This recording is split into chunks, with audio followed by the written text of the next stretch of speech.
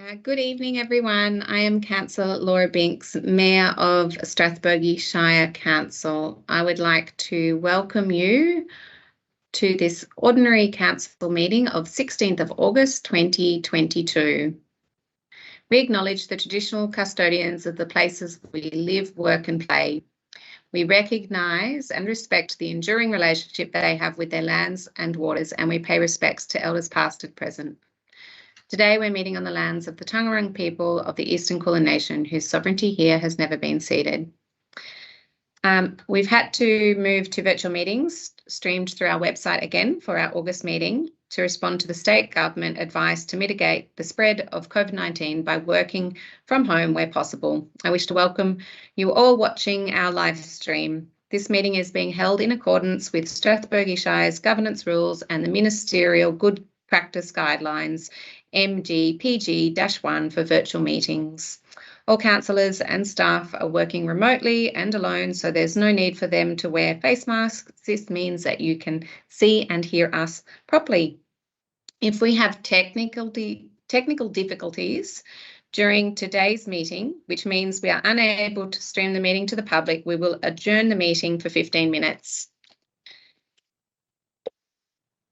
If the issue is not resolved after this time, we may extend the adjournment or even defer the consideration of unfinished business on the agenda for another day when the meeting is able to be streamed live in accordance with ministerial guidelines.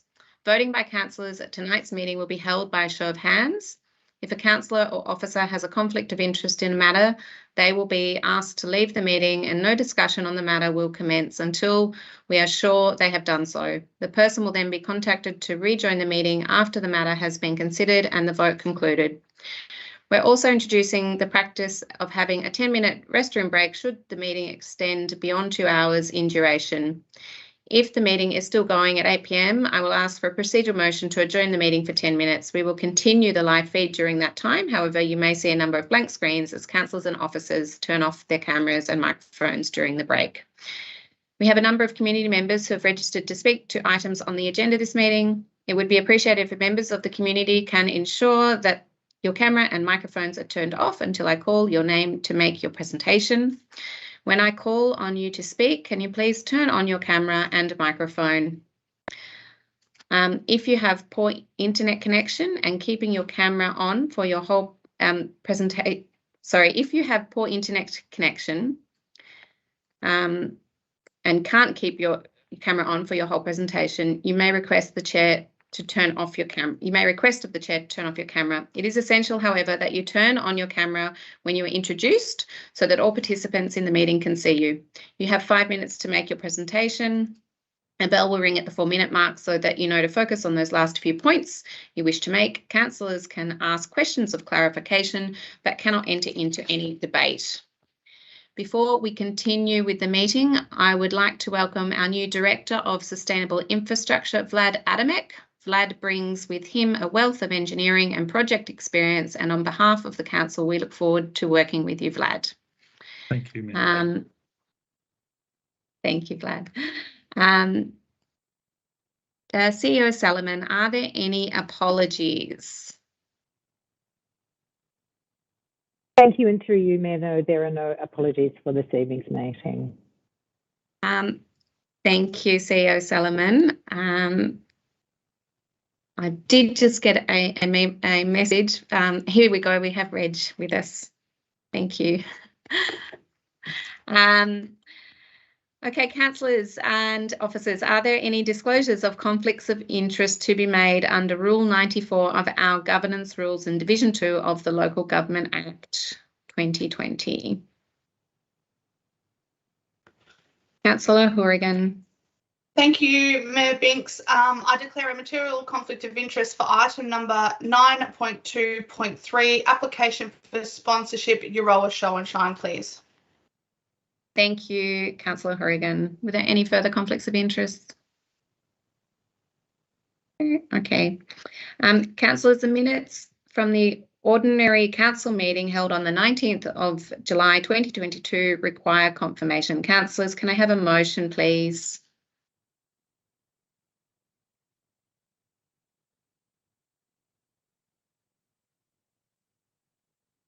Councillor Rayburn. Yeah, thank you, Mayor. I'd like to move the minutes for the meetings held on July the 19th, 2022 be confirmed. Thanks. I'd like to move that way. Thank you, Councillor Rayburn. Is there a seconder? Councillor Murray? Thank you. Does anyone wish to speak to the item? To the motion, sorry? No, no. Can I have a show of hands, please, for all those in favour? Okay, and against? And I declare that carried. Thank you, councillors. CEO Solomon, do we have any petitions to be tabled this evening? Through you, and thank you, Mayor. No, there are no petitions for this evening's meeting. Thank you, CEO Solomon. Councillors, would anyone like to make a report?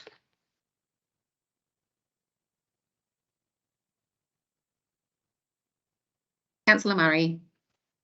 Can I just ask a procedural question, Mayor? I cannot see Councillor Reg Dickinson on the screen as an attendee of this meeting. I can. He is with us. If there's an option if you hover over your 3 dots that says More and select Large Gallery, that should resolve your problem, Councillor Murray, and he should now appear on your screen. Thank you. Yes, that's resolved the situation. Great. Would you also like to make a report? Yes, I would. Thank you very much for the opportunity, Mayor. I'd like to report on a few things that I've done in the last month. One is meet the planners in Strathbogie. I went up and had a chat with them on the 21st of July. It seemed a very successful program, and we've spoken about this before. I attended the Longwood Football Club's President's Lunch on July the 23rd, on Saturday. It was a great event, lots of people there, and it was well regarded and raised lots of money for the Longwood Football Club, which is terrific. I supported the Mayor at the I went to the Ruffy Community Hall for a wind farm information session on July the 24th. There are lots of issues there about the proposed development of wind farms in the Ruffy district, and I was keen to hear a little bit more about information about that event. I supported the Mayor at the Provost meeting at the United Church in Euroa on July the 25th. It was great to see so many Provost members there, which is an offshoot of which is a great event, and people were very keen for some of the Shire representatives to be there. On the July 29th, I went to the Avenel Community Hub to see the preparation of the library there, and on the 3rd of August, attended a lantern walk at the Avenel Kindergarten. Lots of parents there. It was a great night, and they're doing a great job down there at the Avenel Kindergarten. On the 10th of August, I attended the Avenel Active meeting on that day, and on the 14th of August, the Community Garden Working Bee in Euroa, and it was well supported by a number of councillors there and a large number of community representatives. Thank you. Thank you, Councillor Murray. Would any other councillor like to make a report? Councillor Haysberg? Yeah, I'll just keep it brief. I just wanted to say that we're continuing to meet with Euroa Connect and advocate to ARTC for at least some timelines on the next steps for the Euroa the Euroa crossing. But we haven't really had any solid information out of ARTC yet. We're still pushing for that. I'd also just wanted shout out to Euroa Community Action Group for the great Wicking Bed Workshop. It was really well supported by the community. I think, it just shows how many passionate gardeners and people who really care about the way that the Shire looks. And I think everyone who attended got a lot out of it. So thanks for that. I also attended this Waste-Wise workshop, which was just this morning with Molly, who coordinates waste across various shires in our region. It was really, really informative, and I like to think I'm pretty knowledgeable in the waste department, but there's always something you can learn, and hopefully those workshops, they're actually available online. So I'd really encourage you to attend those. Contact me if you want any more information regarding those. And also just want to thank the officers and the contractors for finally completing the Rockies Bridge. We've had heaps of praise for that, and it's looking fantastic. So thanks. Thank you, Councillor Haysbert. Councillor Dickinson. Thank you, Mayor. Those two are a hard act to follow. I haven't got very much to report. I've just come from a meeting, Councillor Andrews and myself, a successful meeting held between the RSL and the seniors with regards to the proposed redevelopment of that building, and that went quite well. But the other thing that I probably would be remiss if I didn't mention is the waterways. The Mayor and Councillor Andrews and myself went and had a look at that about a week ago, and it's all going according to plan, and the expected completion date still is sitting in September, which is good news. Thank you. Thank you, Councillor Dickinson. Would any other councillor like to make a report? Can't see any further hands up. I do note that one of our guests has a hand up, but at this stage I can't ask questions of the gallery unless, is it a technical question you're trying to resolve? You'll just need to wait until you're called upon to present at that time. Thank you, Shirley. So to date, August has been a productive month of advocacy meetings and community events. Yesterday, CEO Salomon and I were delighted to attend Victorian Parliament in Melbourne to meet with the Parliamentary Secretary for the Commonwealth Games, Mr Darren Cheeseman MP, to discuss the 2026 Commonwealth Games Lake Ngambie rowing bid. In the coming weeks, the CEO Salomon and I will attend the Victoria 2026 Partner Forum, where the Minister for Commonwealth Games Delivery, the Honourable Jacinta Allen MP, and the Minister for Commonwealth Games Legacy, Sean Lean MP, together with the Victoria 2026 Commonwealth Games Organising Committee and the Office of the Commonwealth Games, will celebrate the success of Birmingham 2022 and discuss the future of Victoria 2026. The Lake Ngambie rowing bid is one of the top 5 council advocacy priorities, which we continue to promote and network with decision makers, with the objective to achieve a favourable outcome for our Shire. This month we've also met with Euroa Connect to discuss the ARTC Inland Rail project and await further meeting confirmations to discuss energy security and renewable energy programs with the Greening Euroa project and more. This month we received the Community Satisfaction Survey for 2022 results, which continued to demonstrate positive responses to Strathbogie Shire Council by residents who participated. Council is proud to consolidate many of the achievements made in community satisfaction in the previous 12 months, with some of the best things listed about council, including customer service, parks and gardens, community engagement, recreational facilities, council workers, public areas, road and street maintenance, tourism, and the community vibe. Still, the report has also highlighted areas council can improve in. We are committed to achieving better results and continuous improvements in these areas, and we welcome community collaboration via the online Share Strathbogie Engagement Hub and staying informed via our e-newsletter, which you can sign up to online, the Strathbogie Bulletin, which gets delivered to you twice a year, and our weekly column in the Community Voice, Euroa Gazette, and when we appear in local township publications. Together we can do better. Today, 2 Wastewise education workshops were held in Violet Town and Euroa Libraries. I attended the one in Violet Town, and as Councillor Hayes-Burke mentioned, there is so much we can learn. I was amazed at what Grace was able to share with us. There are 2 more sessions scheduled this week, one at the library in Nagambie on Thursday at 10:30 in the morning, and the second and last session will be online this Saturday. You can find more information on these via the Council Facebook or website page. Lastly, we are proud to welcome and celebrate 5 or 6 new citizens, one didn't turn up, to our Shire via citizenship ceremony I conducted in the Euroa Community Cinema last week. It was delightful to receive 55 supporting family members and friends in attendance and take some time for a chat over a cuppa and some afternoon tea. And it was really great for some of our community to see the fabulous cinema that we have in Euroa, and they all went away with brochures as to what is screening in the coming month. So thank you. CEO Solomon, are there any questions from the public this evening? Thank you, and through you, Mayor. No, there are no questions received today. Thank you.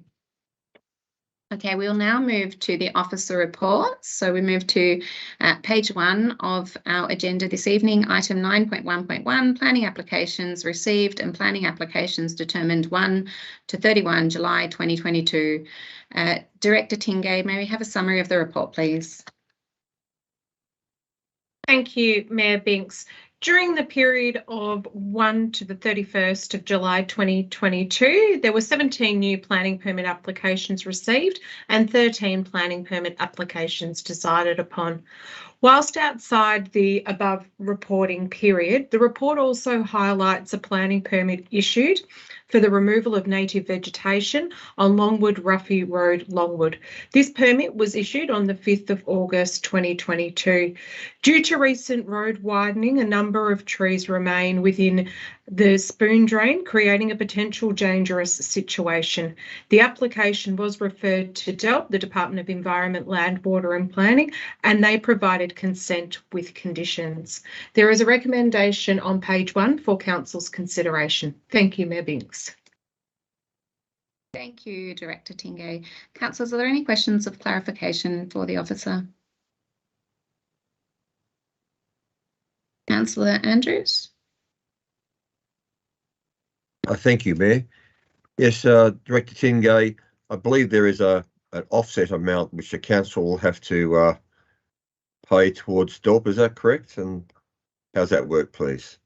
Yes, thank you. Thank you, Councillor Andrews. Yes, that is correct. In Victoria, an offset is generally required when an approval or a permit for native vegetation is granted. In this case, the offset obligations were being met through buying native vegetation credits. The financial cost of these credits was $17,000.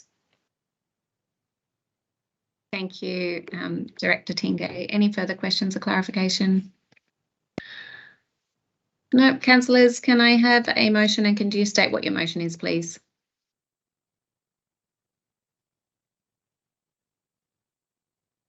Councillor Hayes-Burke.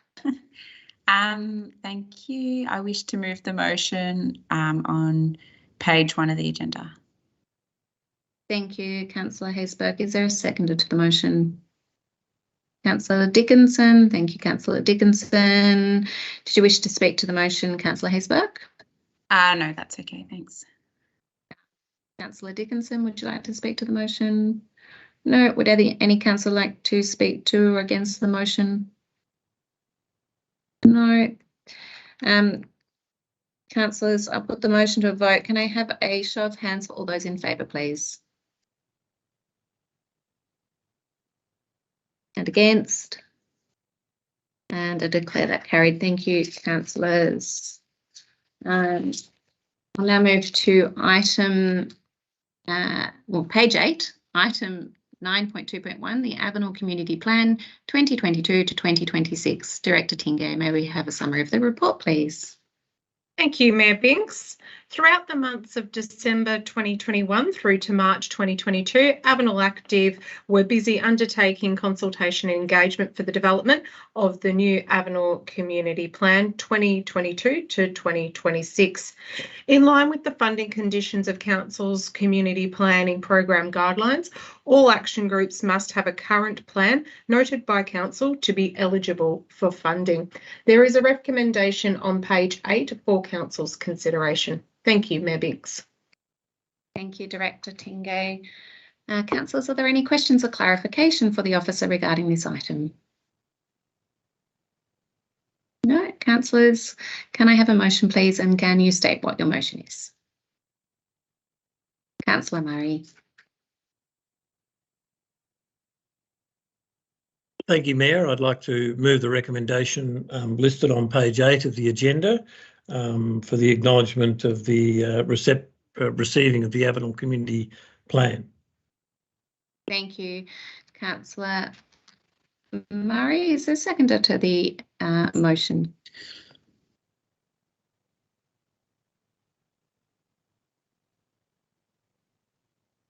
Councillor Andrews, thank you. Sorry, I think my screen froze for a moment there. You all stopped and then I saw a bunch of hands up, so apologies. Thank you, Councillor Andrews. Councillor Murray, would you like to speak to the motion? Just briefly, I'd like to say that the Avenel Community Plan, as presented, is the subject of a great deal of work by the Avenel community.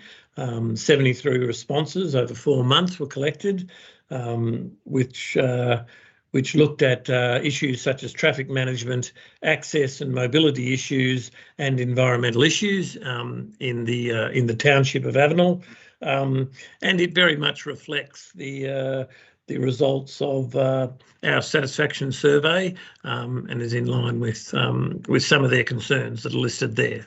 Thank you. Thank you, Councillor Murray. Councillor Andrews, would you like to speak to the motion? Yes, thank you, Mayor. It's a solid document. It does cover the issues of the area there, and I think it's been well put forward, so I support that. Thank you. Thank you. Would any other councillor like to speak to the motion? Councillor Horrigan. Thank you, Mayor. I think it's important to thank Avenel Active for their continuous hard work and dedication. This is a well thought out and developed plan. So it's important for me that I say thank you to them and to all the hard work they've done. Thank you, Councillor Horrigan. Would any other councillor like to speak to the motion? No. Okay. Councillors, I shall put the motion to a vote. Can I see a show of hands for all those in favour, please?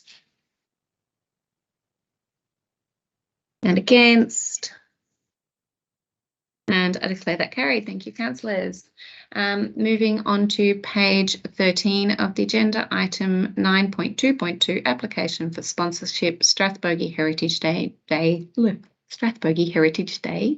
Director Tingay, may we have a summary of this report, please? Thank you, Mayor Binks. Council has received a sponsorship application from the Strathbogie Tablelands History Group, who are planning a Heritage Day to be held at the end of October this year. The event provides an opportunity to celebrate the history of the township. The application was assessed by an internal panel and meets the criteria of the sponsorship program. The sponsorship request is for $1,506, which includes a financial contribution ask from council of $1,301, with the remaining balance for in-kind support to waiver council's equipment hire fees for the PA and also a marquee. There is a recommendation commencing on page 13 for council's consideration. Thank you, Mayor Binks. Thank you, Director Tingay. Councillors, are there any questions or clarification from Director Tingay? Councillor Haysberg. So is this the inaugural event, Director Tingay, for this Heritage Day? Thank you, Councillor Haysberg. I understand that this Heritage Day will celebrate the unveiling of their Heritage Trail, and there will also be, which includes a number of panels located at historical buildings throughout places of significance in Strathbogie. It's also an opportunity to celebrate the 100th anniversary of the St Andrew's Church and the 120th anniversary of the Strathbogie General Store. So whether or not it's the inaugural, I'm not entirely sure, but certainly there is an opportunity to be able to share the history of the township with the community and those further afield. Thank you, Director Tingay. Are there any further questions or clarification? Councillors, can I have a motion, please, and can you state what your motion is?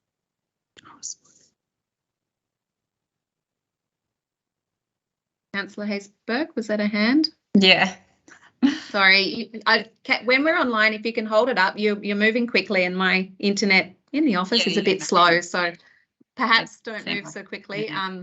I'm not catching them all. Thank you. So moved, Councillor Hayes-Burke. And do I have a seconder for the motion? Councillor Murray. Thank you, Councillor Murray. Councillor Hayes-Burke, would you like to speak to the motion?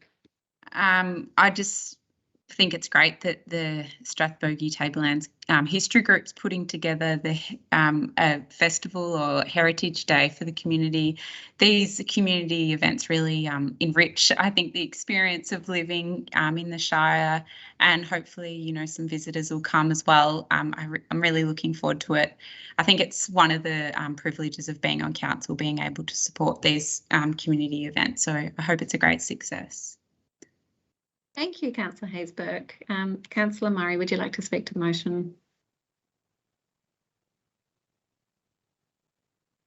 No, I've got. I just want to support Councillor Hayes-Burke in moving this motion, and I'm appreciating the work and the effort of the Strathbogie Heritage Group in putting forward this Heritage Day.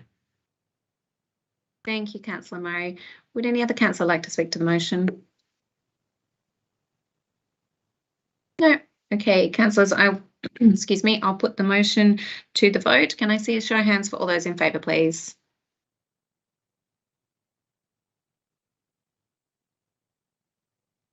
Thank you. And against? And I declare that carried. Thank you, councillors. I'm now moving on to page 21 of the agenda, item 9.2.3, application for sponsorship, Euro Show and Shine Incorporated, Australian National Show and Shine. Councillor Hourigan. Councillor Hourigan has declared a material conflict of interest as she is a director of the company a company that provides financial sponsorship to this event, and I'm just confirming that she has left our meeting. Yes. Yes. Yes. Thank you, Director Bray. Director Tingay, may we have a summary of this report, please? Thank you, Mayor Binks. Council has received sponsorship application from the Euroa Show and Shine Group to deliver the Australian National Show and Shine event this year, to be held on the 2nd of October. The event has been running for approximately 19 years in Euroa. The event attracts over 7,000 people to Euroa and potentially more to the broader region. A request of sponsorship has been made for $5,000 in line with Council's sponsorship program, and also with previous sponsorship amounts that have been provided to Euroa Show and Shine. Officers are recommending a financial sponsorship support of $3,000 for this year's event to be held, as I said, in early October. There is a recommendation commencing page 21 for Council's consideration. Thank you, Mayor Binks. Thank you, Director Tingay. Councillors, are there any questions or clarification for Director Tingay? Councillor Dickinson, I see you have your hand up. Would you like to ask a clarifying question?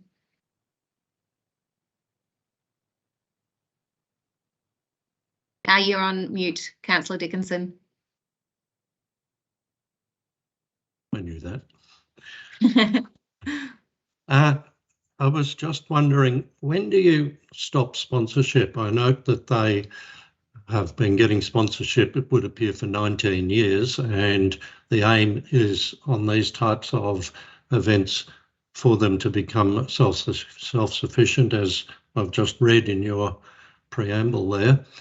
I'm just wondering, you don't think that 19 years is sufficient time to allow this group to be established? Thank you for your question, Councillor Dickinson. I can't confirm whether or not Council has provided support for 19 years. I certainly know that the event has been running for 19 years, but I cannot confirm if Council has provided financial support for all of those 19 years. Certainly, as you've highlighted, the sponsorship program does encourage that events become sustainable over time.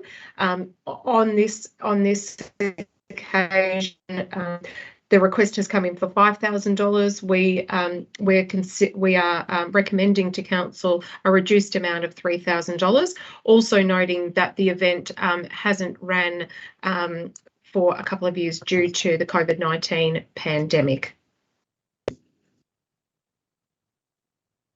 Thank you, Maddie. Thank you, Director Tingay. Okay, were there any further questions of clarification regarding this item? No? Okay. Councillors, can I have a motion, please? And can you state what your motion is? Councillor Andrews. Thank you, Mayor. I move that the recommendation on page 21 of the agenda be adopted. Thank you, Councillor Andrews. Do I have a seconder for the motion? Councillor Rayburn. Thank you, Councillor Rayburn. Councillor Andrews, would you like to speak to the motion? Thank you, Mayor. I think it's pleasing that the council can support these events throughout our Shire, and whilst the main town might get the main benefit, it certainly filters throughout our whole community and our whole Shire. So I think it's well worth supporting, and I thank the council and thank the Show and Shine for organising it. Thank you, Councillor Andrews. Councillor Rayburn, would you like to speak to the motion? Thank you, Mayor. I'd just like to endorse Councillor Andrews' words and congratulate the Show and Shine, the Euroa Show and Shine, to actually get this going, because the last 3 years they've had trouble trying to get things happening. So it'll be great to see it get off the ground again. And I do understand where Councillor Dickinson's coming from. We should always look at how we sponsor any groups in our Shire and ensure that they do become sustainable in the future. Thank you, Councillor Rayburn. Is there any other councillor that would like to speak for or against the motion? Councillor Murray? Thank you, Mayor. I'd just like to support what's been said before, and I think this is a great event for the Shire, the Euroa Show and Shine. It has been sponsored in the past since 2016 through to 2019 with the contribution of $2,000 and $3,000 throughout that period. This is consistent with previous sponsorships amounts, and I believe that we ought to continue supporting this event, which is a great success for the area. Thank you. Thank you, Councillor Murray. Any further councillors wishing to speak to the motion? No. Okay, councillors, I'll put the motion to a vote. Can I see a show of hands for all those in favour, please? Please hold your hands. My screen has frozen. There we go. Thank you. I've got them. And against? Okay, and I declare that carried. Thank you, councillors. Director Bray, can we please ask Councillor Hourigan to rejoin the meeting? And apologies, everyone. We will just wait for Councillor Hourigan to rejoin us.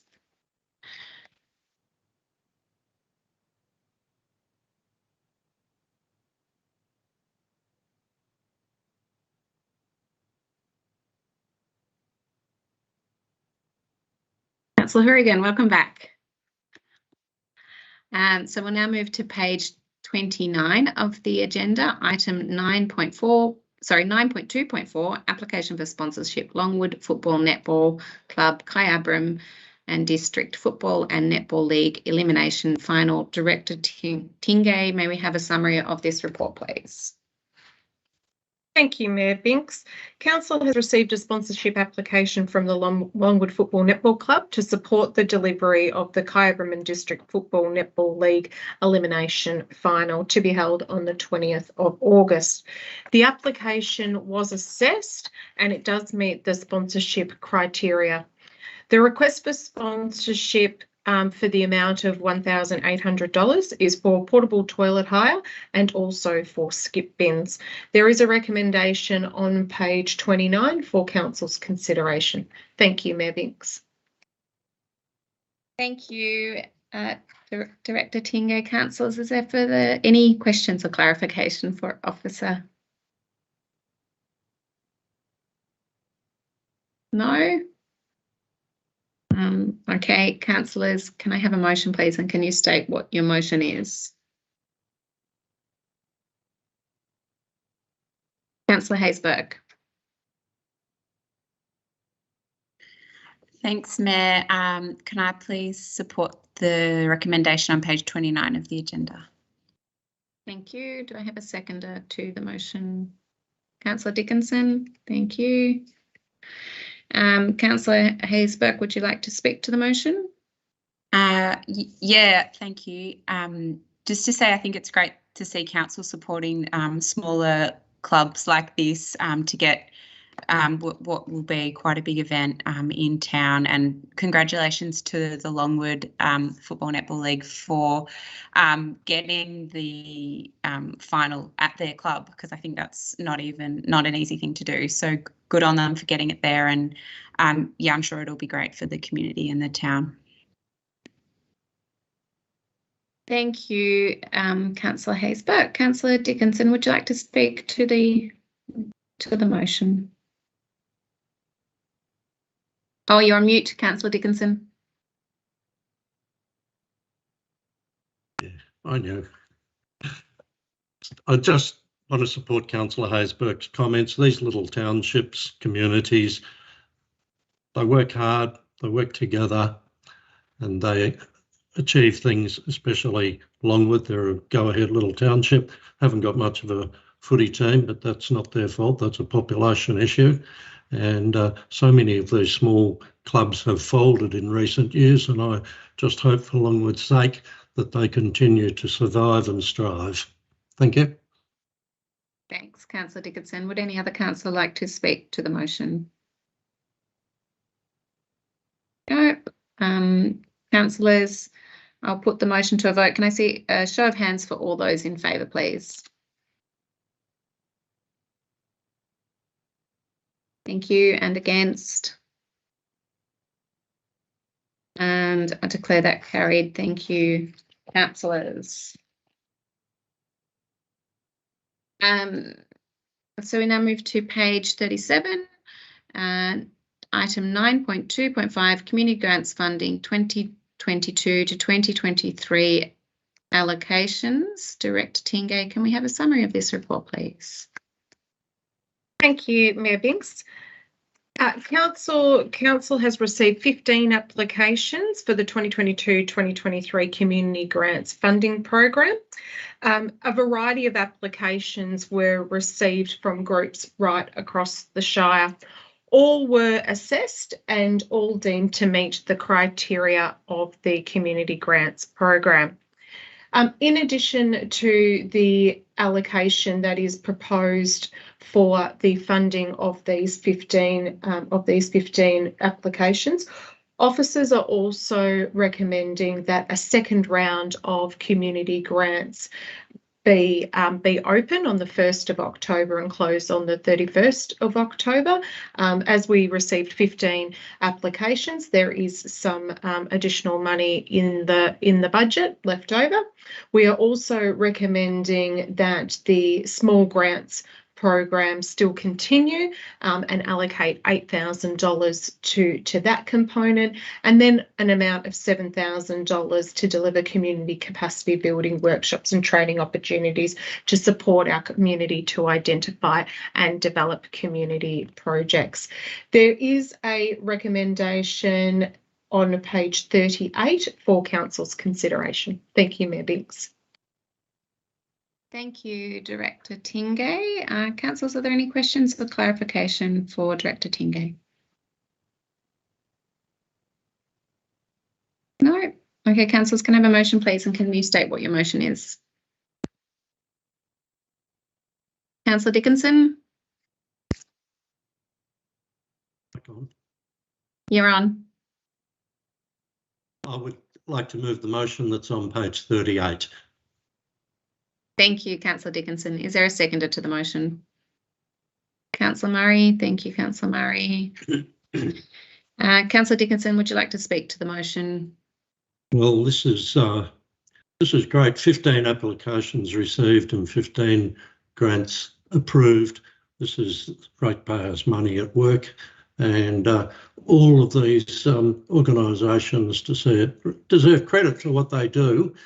And it's terrific to see one new group there, Little Athletics, being introduced into Ngambie, and I noticed there are a couple of other ones I didn't recognise, but well done to all of those groups. Thank you, Councillor Dickinson. Councillor Murray, would you like to speak to the motion? Thank you, Mayor. I'd just like to congratulate those applicants who've made the effort of applying for this round of grants. I note that there is still some outstanding money there to be granted, and I hope that other community groups avail themselves of the opportunity to make an application in the future. And I look forward to the $7,000 being put forward for capacity building in terms of making grants in the future. I think that's a great innovation, and will help community groups get over the problems of making applications perhaps down the track. Thank you. Thank you, Councillor Murray. Would any other councillor like to speak to the item? Oh, you're frozen. Councillor Hourigan, thank you. Sorry, you froze. Thank you. That's all right. Thanks, Mayor Binks. I believe the Community Grants Program improves local community participation and vibrancy, and I thank all the groups who have applied, and I encourage more groups to apply in the October round. And I'm very pleased to hear that we're putting some money aside to also help and assist, other groups to learn how to apply in the future. So thank you. Thank you, Councillor Hourigan. Councillor Hayes-Burke. Thanks, Mayor. Yeah, I support all the comments that have been made so far. I just also want to say thanks to the officers, because I know a lot of background work goes behind the scenes here and in assisting community groups in applying for these and making sure that they meet the criteria. And yeah, it's a lot of work just assessing these grants and making sure that they comply with the guidelines that we've got in place. And yeah, these community groups really are the backbone of our community. They're run by volunteers, and yeah, it's great to be able to assist them in this way. Thank you, Councillor Hayes-Burke. Would any other councillor like to speak to the item? No. Councillors, I will put the motion to a vote. Can I see a show of hands for all those in favour, please? And against? And I declare that carried. Thank you, councillors. We're now moving on to page 45 of the agenda. Item 9.2.6, Climate Change Action Plan Adoption, Coordinator Odgers. May we have a summary of this report, please? Thank you, Mayor Binks. In April 2021, Council declared a climate emergency and directed staff to develop a climate change action plan. During the last 18 months, officers have undertaken significant community engagement to ensure that this plan reflects the community's priorities and aspirations. Staff now present the final plan for endorsement by Council. Please find the recommendation on page 45 of the agenda for Council's consideration. Thank you, Coordinator Odgers. Councillors, are there any clarifying questions for the officer this evening?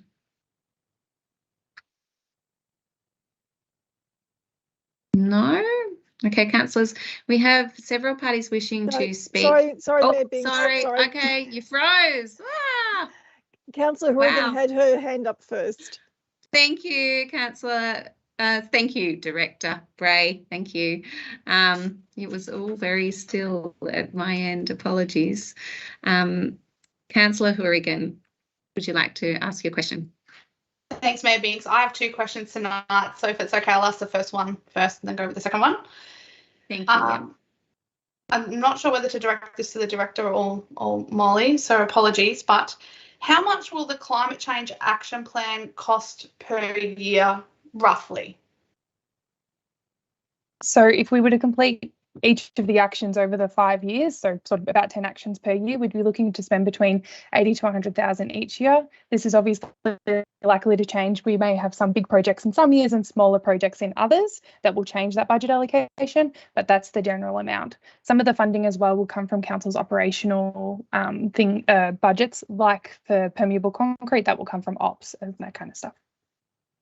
Thanks, Molly. And when you say so that some of the 80 to 100K will come from what's already been budgeted or on top of? Sorry, that's on top of. On top of? Yes. Right.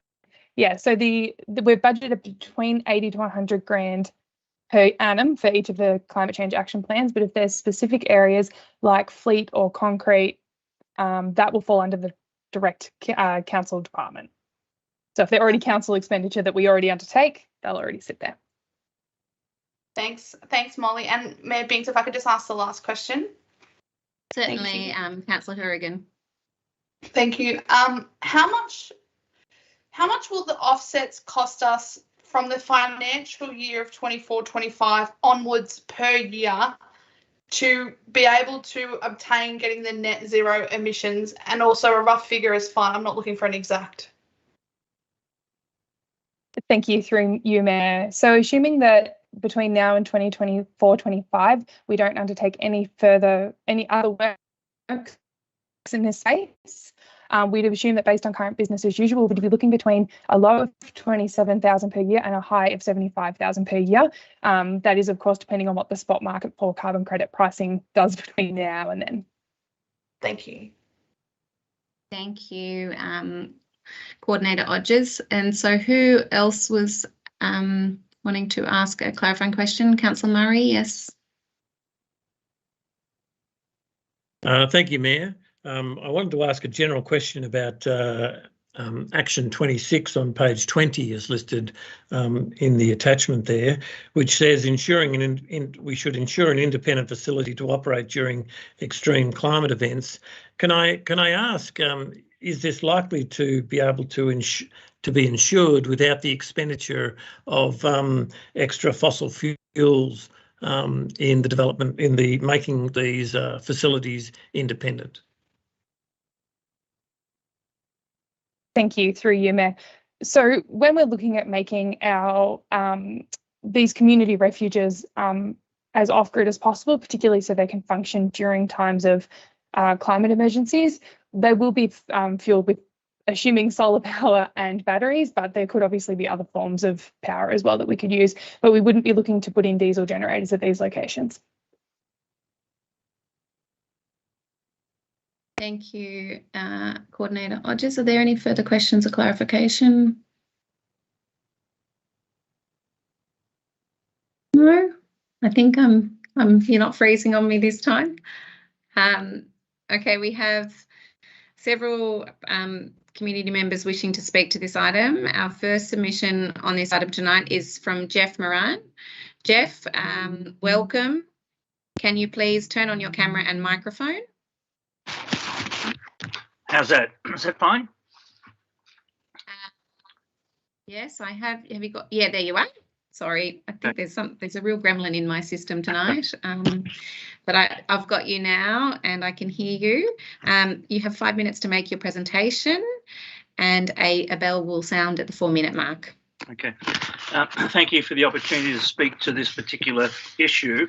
I'm Secretary of RAE, Renewable Avenel Energy, and we applaud the Strathbogie Shire Council Sustainable Strathbogie Plan 2030, which is a comprehensive and a relevant document to guide the Shire in the foreseeable future. We also applaud the declaration of a climate emergency to highlight the precarious situation we are in if we do not act soon to reduce our emissions.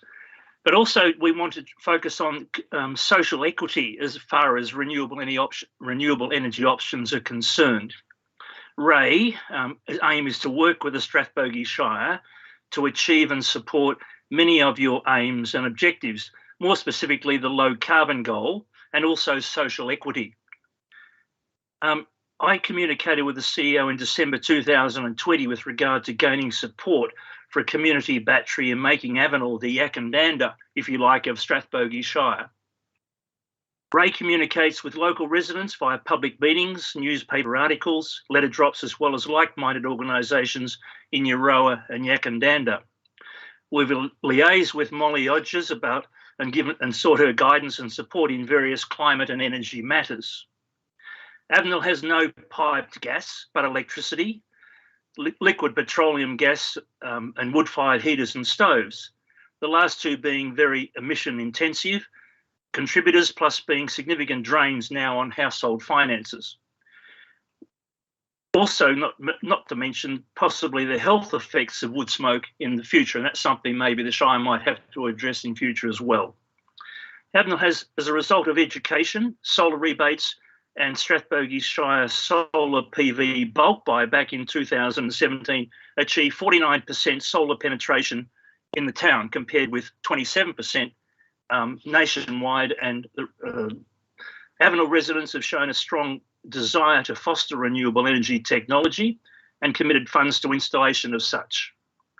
Our aim is to continue to reduce emissions by programs educating the community about the benefits of solar PV and batteries, but also about lower cost measures that people can use in reducing energy costs and emissions by heat pumps for hot water, induction cooktops and insulation, etc., and also making them aware of many rebate schemes that are available and how to qualify.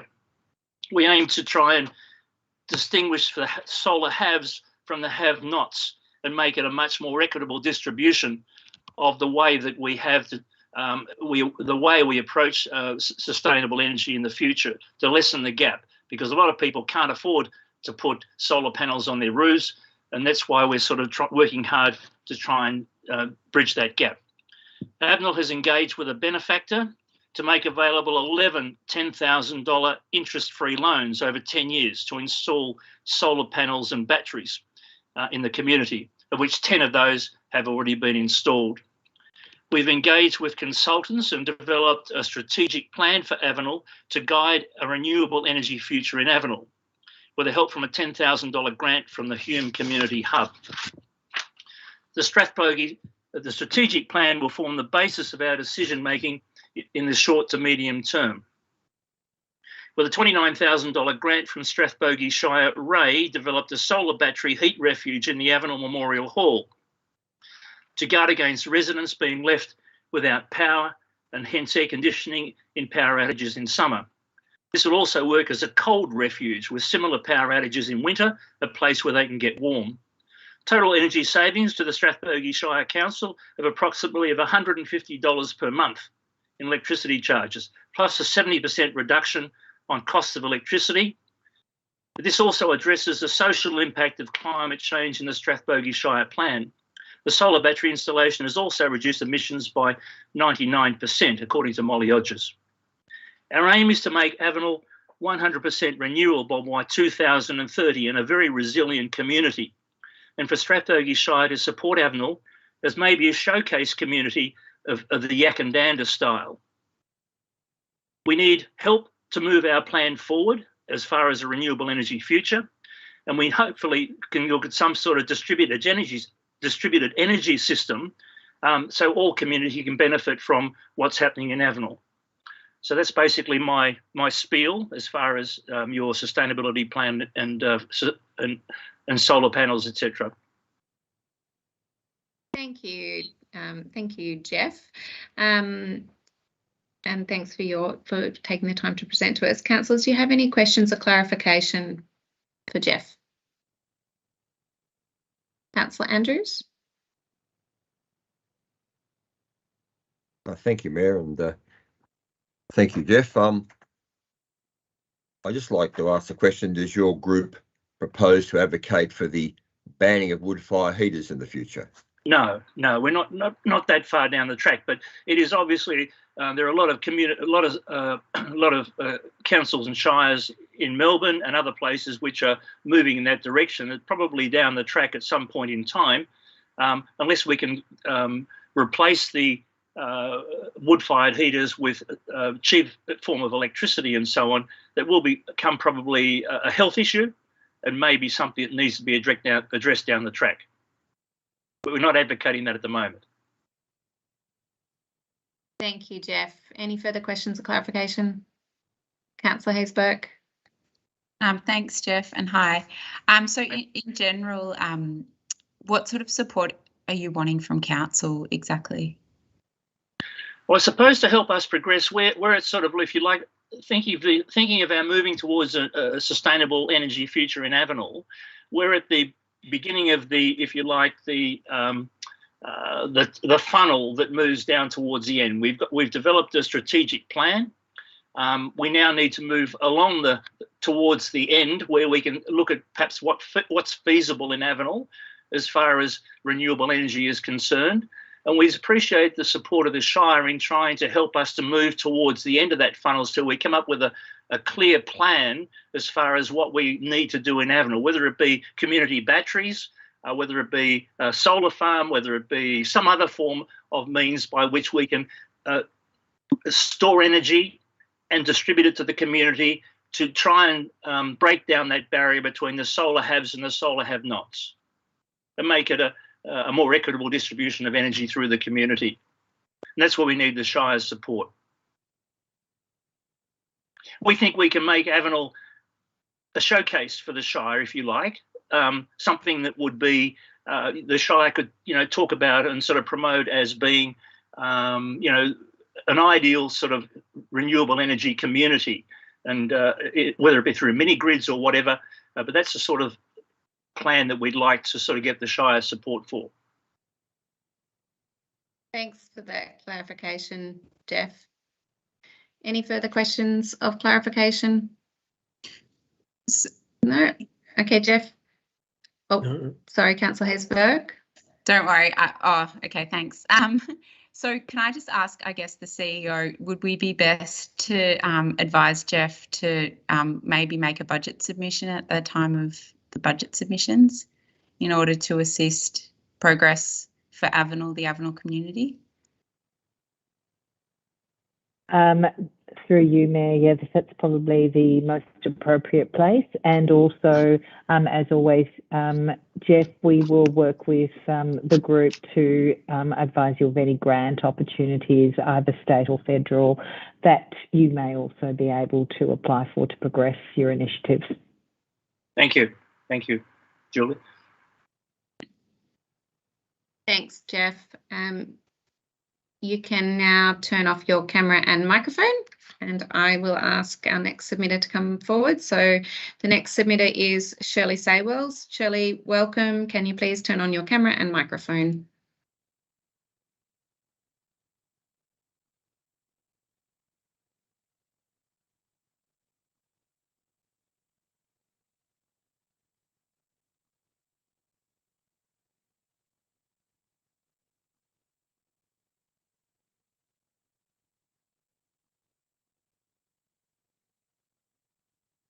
Thank you for letting us know, Manager Favaloro. Shirley, you have your hand up, yes?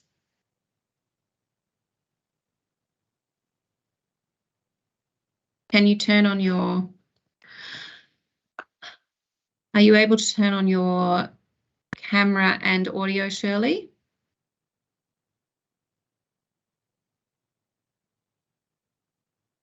She's on mute. Yes, apparently she's having trouble with her audio, Councillor Dickinson.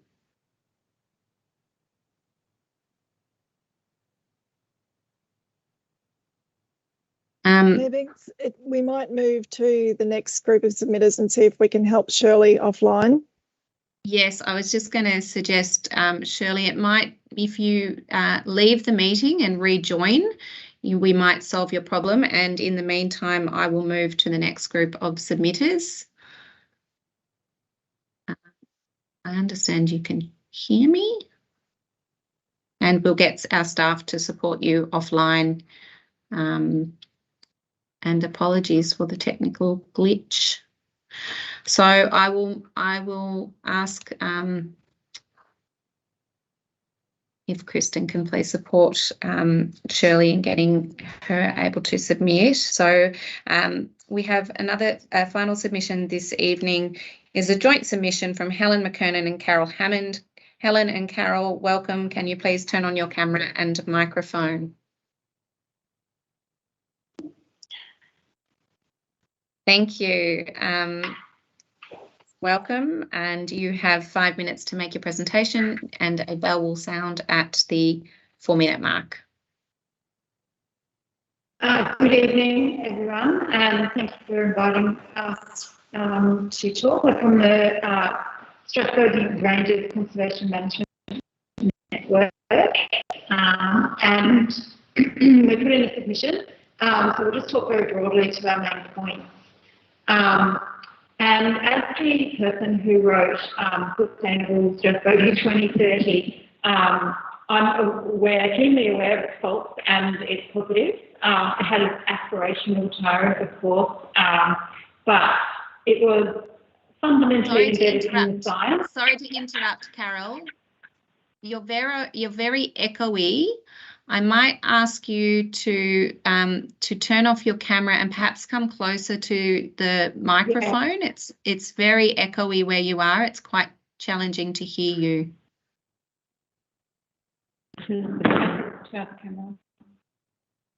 We just might get a clearer. Can you hear me better now? How's that sound? Is much better. Yes, yes. If you'd like to start again, great. Far better. Thank you. Fantastic. All right, I'll start again then. So Helen and I are both from the Strathbogie Ranges Conservation Management Network, and we're just going to talk very broadly to our main points that we made in the written submission. So I'm actually the person who wrote Sustainable Strathbogie 2030, and so I'm obviously very aware of its faults. And it was obviously, it had a very aspirational tone, but it was fundamentally embedded in the science, and it used very solid scientific analysis and research to make its case. So we were very keen to impress upon council that we're sort of made up of a bunch of researchers and professionals. So we want to really impress upon council that we're keen to see more of that scientific basis coming through, drawn through from Sustainable Strathbogie 2030 into the Climate Action Plan. But the other thing was in that SS 2030, as we call it, was the use of the Sustainable Development Reference Group, which was a really solid basis for getting the community's word in on the building blocks of that plan.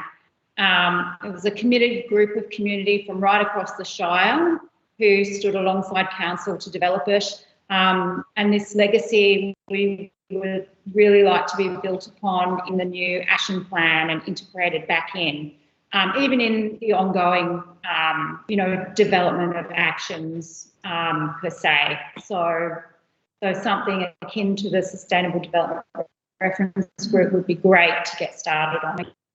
Certainly, it would be good to see Council ticking its boxes as it achieves its goals. However, the goals, the targets and indicators that were very visible in Sustainable Strathbogie 2030 didn't really shine through in the new action plan. So we were not sure how really came through, designed to come through, whether that's going to be evident in future annual plans or not. That remains to be seen. I'll just hand over to Helen now. She had a few things as well. Thanks, Carol. And thanks very much for the chance to speak to you. I think I've got 1 or 2 minutes, depending when you started your stopwatch. Yes, Strathbogie Ranges Conservation, we've shortened our name, if you see that. We've just Living Management Network off in a lot of our communications. And I think a key thing, just to reinforce what Carol said, is the job is so big, isn't it? The climate change challenges, that engaging community, the model that Jeff spoke about a whole community being involved in Admiral, I mean, that's how we need to get there. And I suppose as a group, we're really keen to work with stakeholders. We're keen to work with council. We work with Landcare. We're linked to the Arboretum. We've got a lot of other links to universities.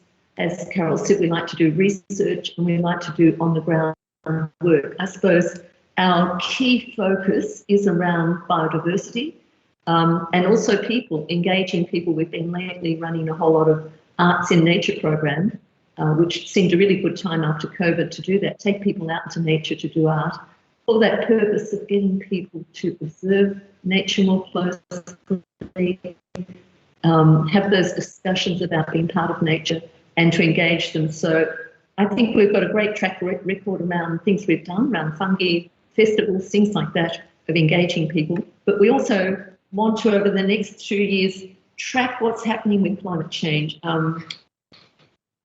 We want to set up a dashboard with the help of GBCMA and look at some of, as the indicators change, like temperature, precipitation, weather, seasonal pattern shifts, what impact is this having? How is it affecting our canopy cover, habitat loss, impacting on introduction of new pests, hydrological sorts, soil and hydrology, so many river flow, all these things we're trying to establish in a project over the next 2 years. What are the indicators we should look out for? The tipping points, how do we recognise them, and how do we actually enact some, not just mitigation, but adaptation processes that will help preserve things, like different tree species, for instance, to plant. So I think we're up to 6 minutes. You're going to ring a bell, or can I just keep talking till you say stop? I believe. Do you want to read up to time? Yes, I've been ringing the bell, so yes. Oh, sorry. I can't. I think maybe we're not. No, we haven't heard it, Dawn. I think you may not have been unmuted at our end. All right, we'll have to wrap up there. Right. Thank you, Carol and Helen, for your presentation. Okay. And I'll ask if there's any questions or clarification from councillors to you.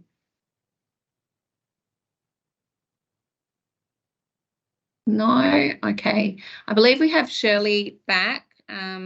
Shirley, are you here and are you able to turn on your camera and video and audio, sorry?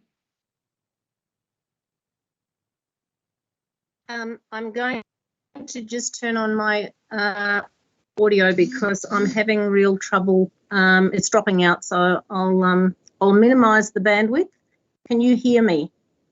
I can. Can I just ask you to initially turn off your audio and turn on your camera just so we can see you on our screen, and then you can turn off your video and turn on your audio to make your presentation, please.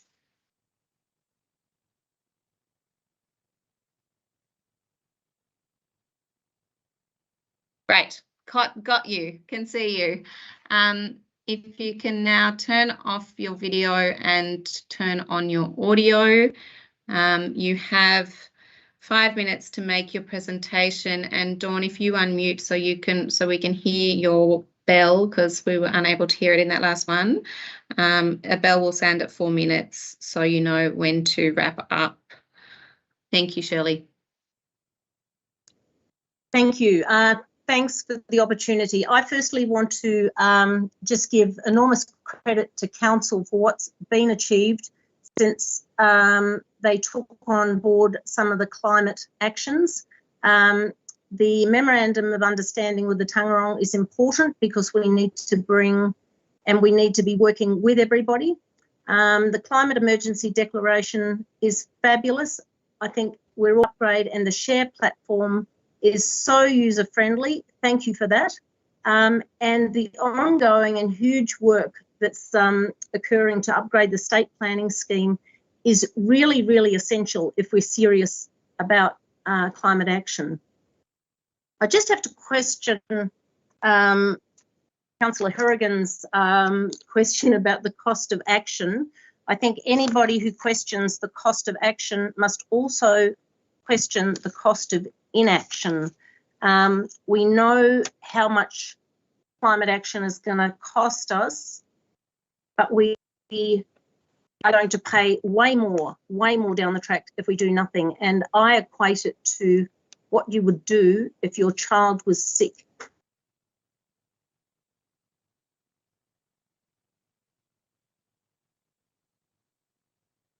Shirley, are you there? We've lost audio. We do have a community. Sorry? Oh, you're back. We just lost you for a moment. Okay. So what I want to say... Sorry, Mayor Binks. Is Shirley talking to the motion, or is Shirley talking about my question to officers?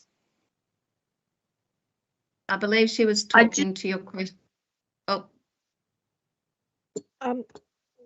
Can Shirley just Dawn. continue on? Yep. Sorry. Look, stuff's dropping out, but I'm hoping that I can be heard. What I want to say is Council has done so much, but you can't do everything. There's lots to be done. We have an influx of new residents who want cleaner, healthier lifestyles, and that was evident at last Sunday's Wicking Bed Workshop. All the projects, all the actions that are in the action plan take commitment, dollars and time. And I just want to suggest that Council tap the community because there's huge resources in the community. I think we need to reactivate the Environment Committee. It hasn't been in action for over 2 years. And there's a whole lot of things we can do immediately. And I'm just going to quickly go through a little list I've made. We have a tree replanting project, but we haven't planted any trees for nearly 2 years now. We've got a La Nina happening. We must take advantage of this. We've already lost valuable time. Let's make this a priority. I also understand that we're a year behind with our expenditure, and that's a question I'll put on record. I believe we're behind in the tree replanting expenditure budget. I'd like to just check that that's correct. And Molly and I are working on advancing this project, and we've identified local champions to drive it, one in every town. And I'm very confident that we can quickly identify the gaps that could be filled easily. So I just think we need to stop procrastinating and get on with it. There's a couple of other things. There's the cat containment policy. We need to do something about our wildlife diminishing. We need to do something about our waste management. We need to work with Burtons. We need to work with travellers who visit our town. We need to work with cafe owners to audit waste, set some targets, and then measure progress.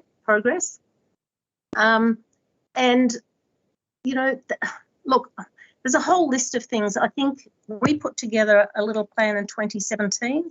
Some of those actions have been met, and that's fantastic. But we can do so much better. So I would just like to say thank you for what you've initiated. Let's join together. Let's get the Environment Committee back on track and let's set some targets. Let's meet them and then let's celebrate what's been achieved. Thank you for giving me this time. Thanks, Shirley. And yeah, sorry for the poor internet. I think we're all facing a few internet struggles this evening. Councillors, are there any questions or clarification for Shirley? Councillor Haysbert. Can I just ask the CEO, perhaps on behalf of Shirley, if we can investigate the possibility of taking advantage of the community that's been activated, the weather conditions, the planting conditions being prime for trees to go in now, if we can ask the CEO to investigate bringing that tree planting project forward.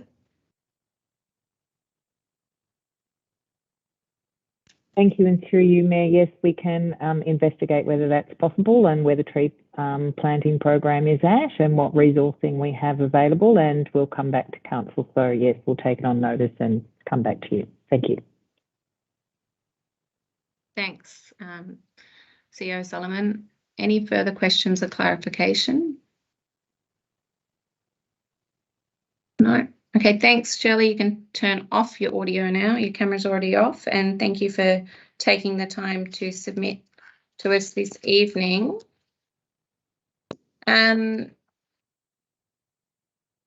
Councillors, I just want to ask Director Bray a clarifying question. I note there's a clerical error in the motion this evening that states the hang on, let me just get to recommendation 2.22 says the it's missing a 20, says line 2, adopt the climate change action plan 2022-22, and it's missing a 7, informed, so it's meant to read to 2027. It's meant to be a 5-year plan, informed through evidence-based research and community engagement.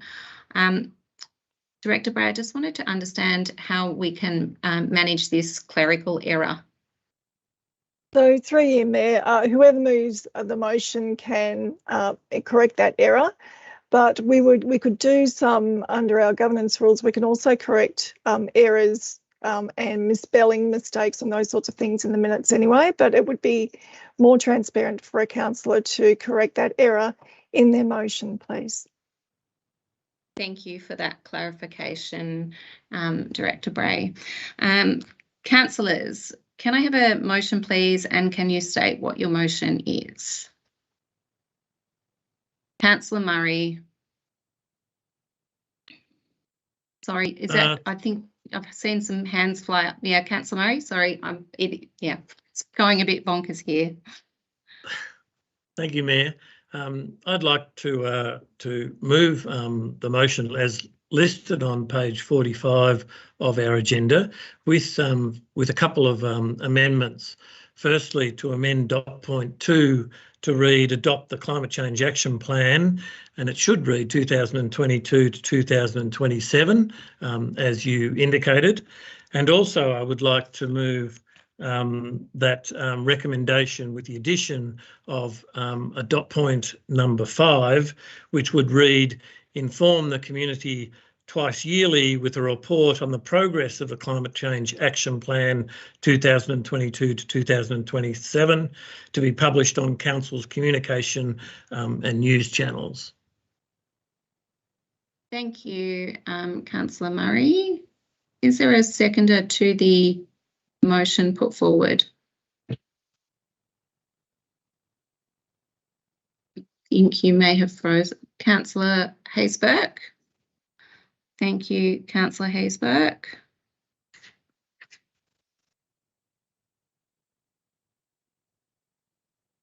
Can I just do add a slight amendment as well to the recommendation, please? Through you, Mayor. So we need to know if Councillor Murray's motion is seconded, and once that is seconded, then we can deal with amendments, but we just need a motion on the table before that motion can be amended. Sure, happy to second that motion. Thank you, Councillor Haysbert. Councillor Murray, would you like to speak to the motion? Yes, I'd like to speak to those to the substantive motion, which includes that detail which is on page 45. I'd like to say that I'd like to thank those people who wrote the original document, Sustainable Strathbogie, some years ago, and I think our journey, and it is a journey, stems from some of that work that was done those years ago. And also it was continued, I suppose, to remind us in our emergency declaration that we made last year, which also included the adoption of an additional 5 points in that. And one of those points talked about the reporting to the community on twice yearly about our progress on adopting a climate change action plan. This climate change action plan, which has been presented to us today, I'd like to recommend to all the councillors because it's a way that the Shire can talk about how we might run our business and support the community and the environment and indeed the future of our ratepayers. I think this climate change action plan embeds our climate emergency responses. It allows us to adapt and to mitigate against some of the problems that exist in terms of our climate emergency, and it also allows us to engage and to indeed empower the community to come on board and make some of the changes that they would like to make within their own community. And we've heard about some of those from Avenel, for example, tonight. Finally, I'd like to say that this climate change action plan allows us to collaborate with various groups within our community. Shirley certainly has submitted some information about that. It allows us to partner with other groups to encourage them and to support them in that journey towards mitigating some of those problems with our climate emergency.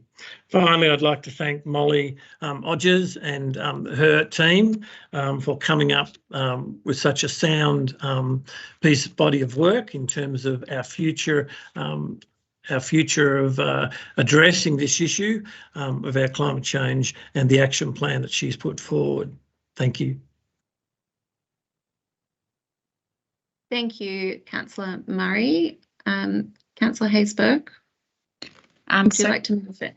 Thanks. Yep. So can I just put forward my amendment and then rather than speak to the motion? Director Bray, can we get your guidance on this, please? Yeah, it's a bit of a difficulty here because the mover and the seconder aren't supposed to amend the motion. So a mover and a seconder move the motion that was put. Anyone else can then amend the motion. So there's a little bit of a difficulty here with under the governance rules in terms of who can move an amendment. The only thing I would suggest is that Councillor Haysbert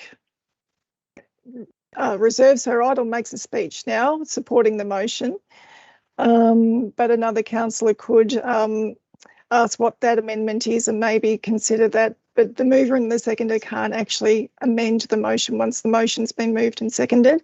It's other councillors that can.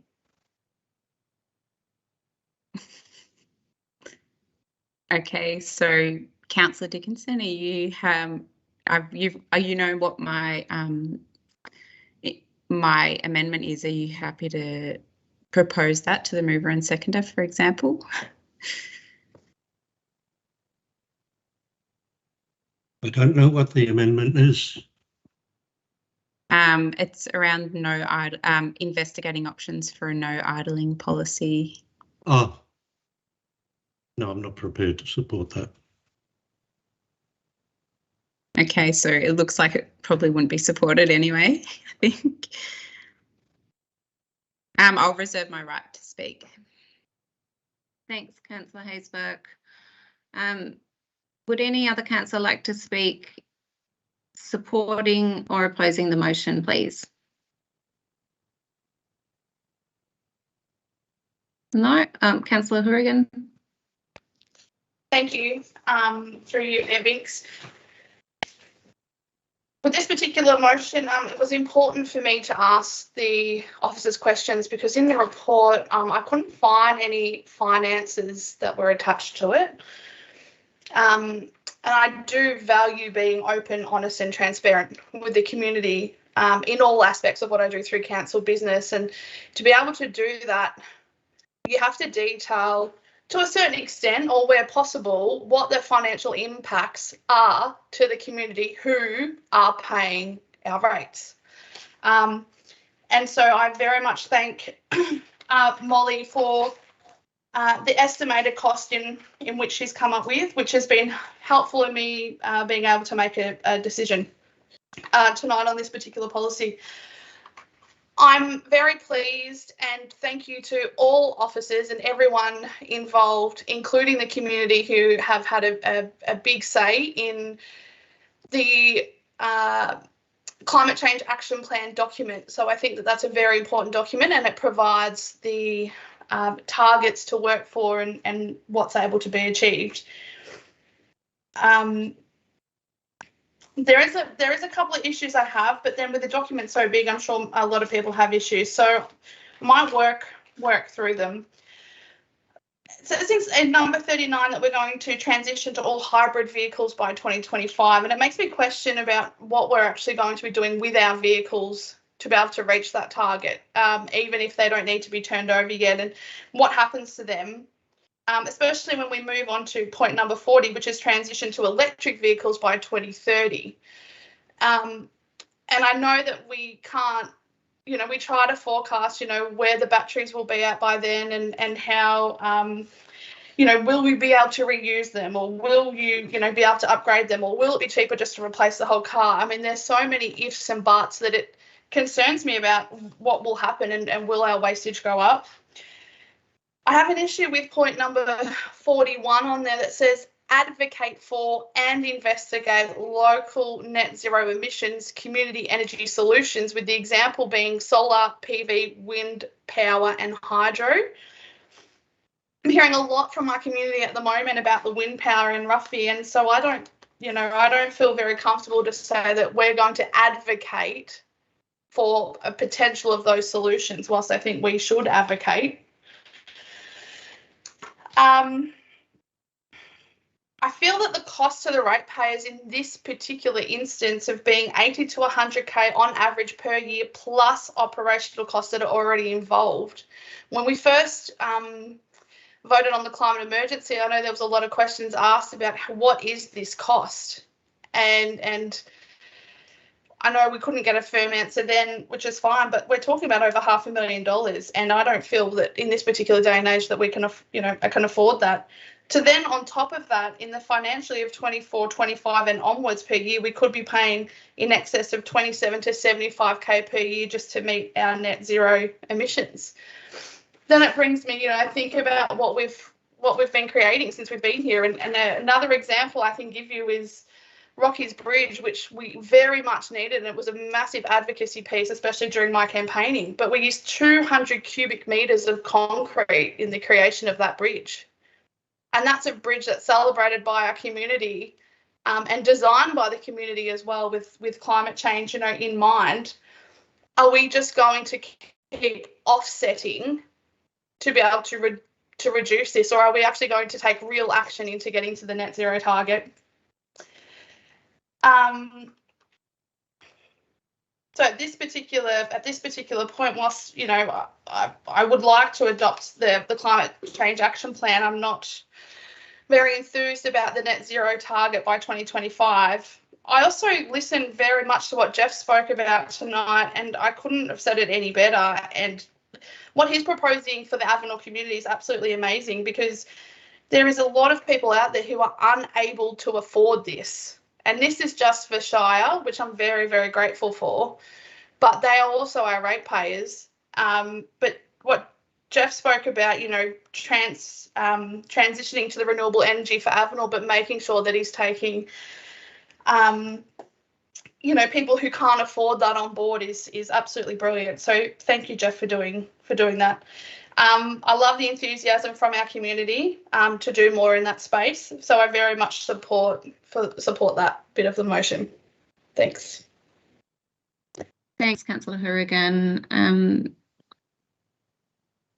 Would any other councillor like to speak to the motion? Can I ask a point of clarification or point of order? Was the councillor Hourigan, was she speaking against the motion or asking a question, or what was that? I shall hand that to Councillor Hourigan. Thank you. I can hold my right to vote till the end, so I'm speaking to the motion that was presented in front of me. And I would like to hear other people's comments, and then at the end I will make my decision and raise my hand in which order. I was debating. Thank you, Councillor Hourigan. Councillor Haysberg, would you like to speak to the motion as you reserved your right of reply and no other councillor has indicated they wish to speak to the motion? Unless I've missed it. Have I missed anyone? No. Councillor Haysberg, would you like to speak to the motion, seeing as you reserved your right of reply? Yeah, sure, since no one else is keen to speak. Sorry, you reserved your right. Yeah, sure, thank you. I just want to add, I was hoping to move an amendment to for council officers to investigate having no idling zones in certain policies of the Shire. But perhaps that's something down the track, because I note in the plan that we can review this action plan in the future. Like, it doesn't have to be reviewed in 5 years' time, for example. So hopefully that's something. I think it's really important, especially with what Jeff raised, you know, the air quality. It's a really simple way that we could improve the air quality, especially for young families when they're dropping off at kinder and schools. And it would really just involve some signage and education. So, yeah, I might raise that at a later date. I also want to just say that, yeah, the cost of not acting on climate change is going to be far greater than any cost of action. To Councillor Hourigan's point, we actually have a legislative requirement under the Local Government Act, the Planning Environment Act, to take climate change into account with all the decisions we make. We have a duty of care to our ratepayers. Don't you want to know that you've done all you could possible in your position of power to bring the very best outcomes for future generations? I feel like this plan's been a long time coming, and I'm really happy to see that it come to council tonight. So I do commend it to my fellow councillors.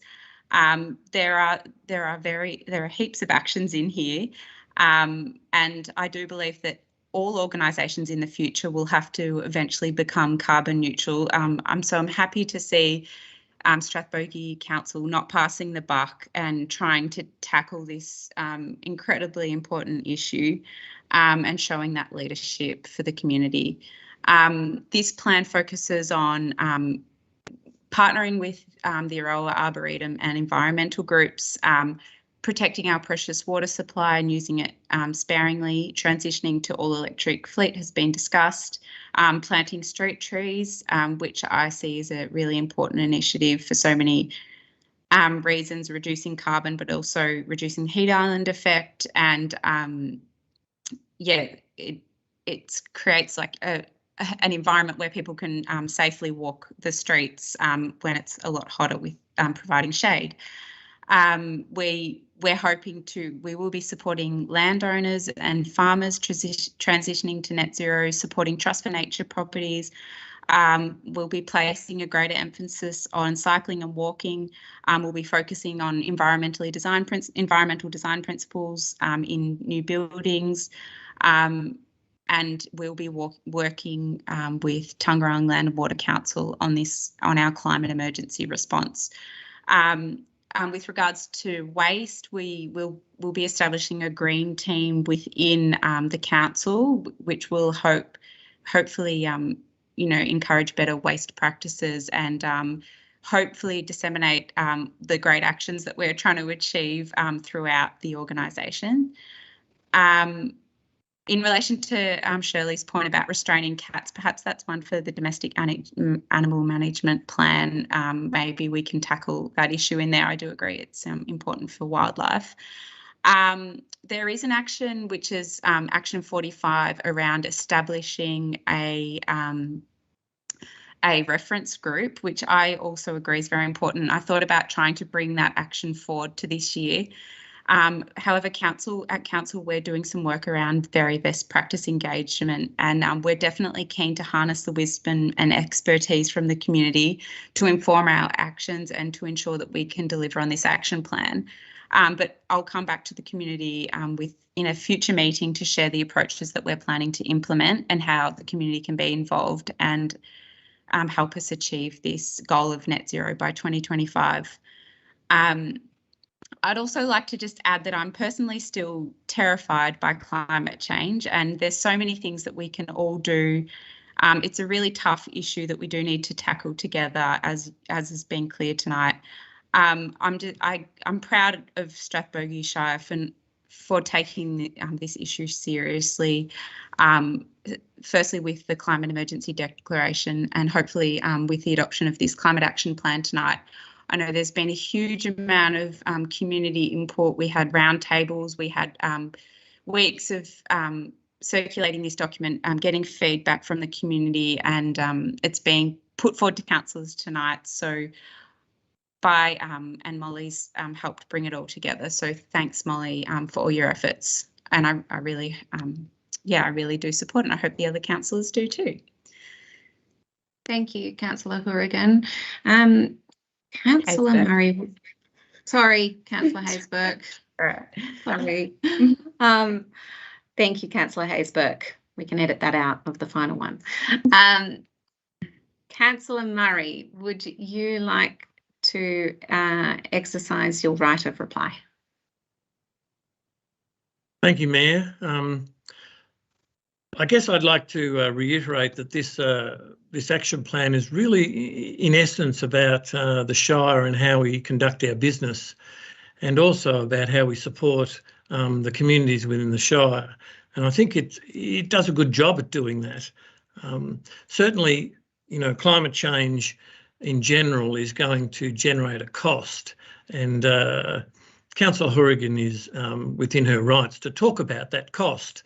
There is a cost to climate change, and we cannot continue as businesses and as a community to do the things that we used to do in that regard. So for Councillor Hourigan to say that there is a cost goes without saying, really. But I think this action plan really, although it will cost the Shire to improve the way we operate in terms of our emission of carbon into the atmosphere, I think that cost is something that we need to bear, and it's something that the community needs to bear. And I think the community sees the need to actually bear some of that cost to make sure that we are adapting and changing our ways that we operate for a better future. So I think that's important. I think the raising of those questions about cost is important as well, but we need to actually say to ourselves, I think, for the future of our climate and for the future of our ratepayers, that it's a cost that we need to bear, and that cost will decrease as we continue to succeed in overcoming and adapting to some of those issues that are creating some of these climate emergency aspects. We're trying to get to net zero by 2025. That's true. It's an aim. It will necessitate some offsets that we will have to purchase. but those offsets will decrease as we move beyond 2025, and they will become less and less in the future. So I'm confident that this action plan, which is based on the declaration that we made 12 months ago about a climate emergency, this action plan will guide us to mitigate and to adapt to that crisis that we're facing in terms of our climate. So I recommend it to you. I acknowledge that there are some costs, yes, to this, but I think it's something that we as a business need to bear, and ratepayers, I think, are supportive of us bearing some of that cost and making some changes to the way we operate. Thank you. Thank you, Councillor Murray. Councillors, I'll now put the motion to a vote. Can I see a show of hands? Can I see a show of hands for all those in favour, please? And hold your hands because it's a little bit jumpy for me at the moment. And against?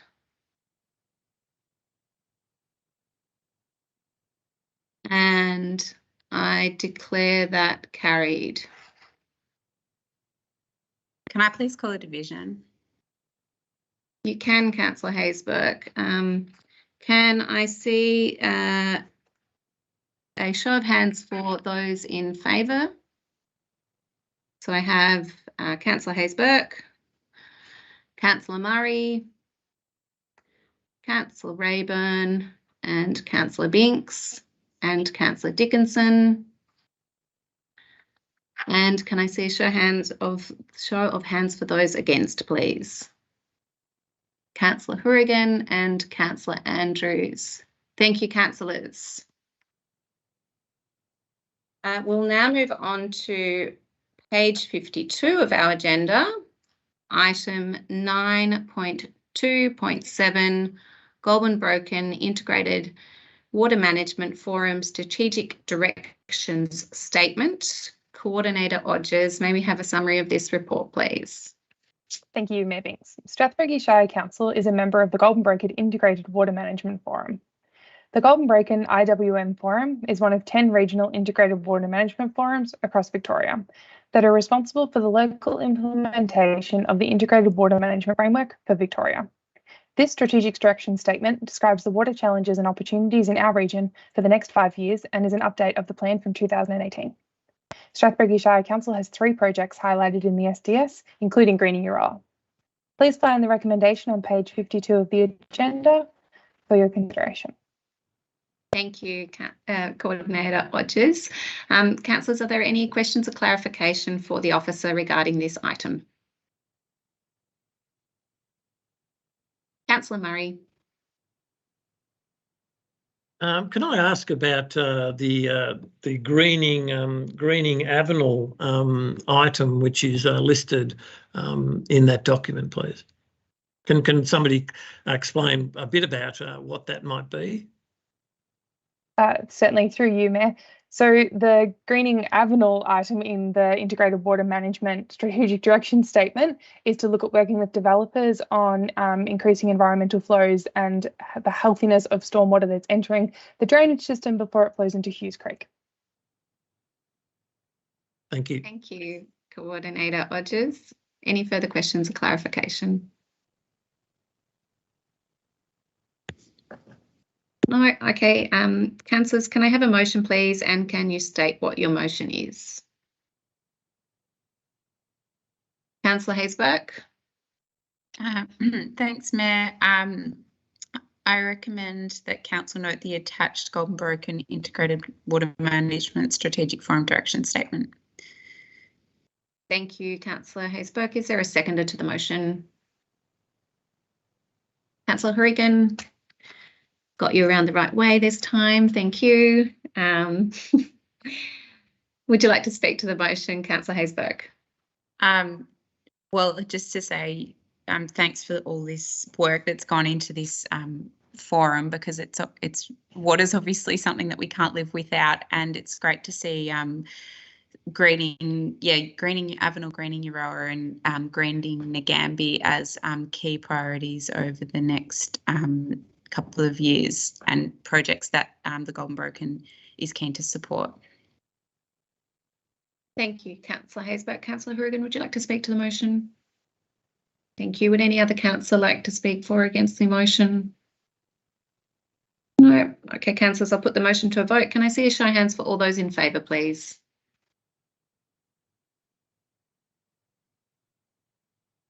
And against?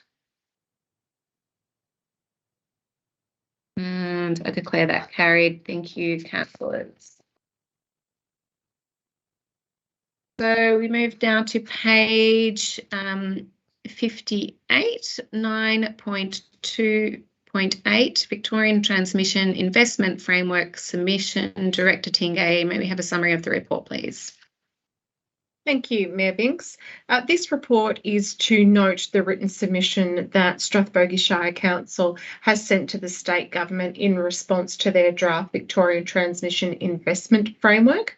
The Victorian government is considering a new framework on how transmission infrastructure is currently planned and delivered to ensure renewable energy zones are delivered in the best way for Victorians. The proposal set out in the Victorian Transmission Infrastructure Framework Preliminary Design Consultation paper, and the purpose of the framework is to introduce a strategic and proactive process to ensure timely coordination of investment in transmission, generation and storage infrastructure across Victoria's renewable energy zones, tailored to Victoria's energy need. The proposal by the state government and the Australian Energy Market Regulator do not currently include Strathbogie Shire's participation in the proposed renewable energy zones. This is obviously one of Council's asks in terms of energy security, and that has also been a focus of our submission to this draft framework. There is a recommendation on page 59 for Council's consideration. Thank you, Mayor Binks. Thank you, Director Tingay. Councillors, are there any questions or clarification for the officer regarding this item? No. Councillors, can I have a motion, please, and can you state what your motion is?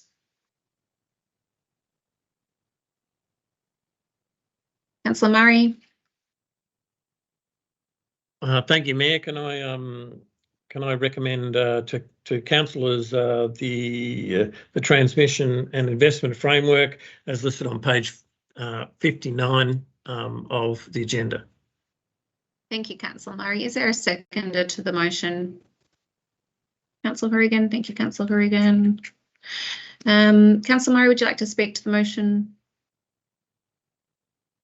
Only to note that the heart of Victoria is missing in this particular thing. The renewable energy zones sort of conveniently skirts around the whole of our Shire, which is very disappointing.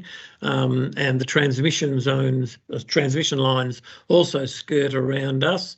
It's part of our advocacy and part of our concerns are about all of that, and yes, I find it very frustrating, and I'm sure many ratepayers and officers share our frustration with it all. But I recommend our submission to you. Thank you, Councillor Murray. Councillor Horrigan, would you like to speak to the motion? Would any other councillor like to speak to the motion? No. Okay, councillors, I'll put the motion to a vote. Can I see a show of hands for all those in favour, please?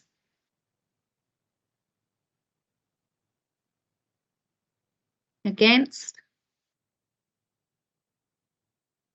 And I declare that carried. Thank you, councillors. We now move to page 64 of the agenda, and it's item 9.2.9, Draft Tree Management Plan 2022 Urban and Rural Strategies. Director Adamek, may we have a summary of the report, please?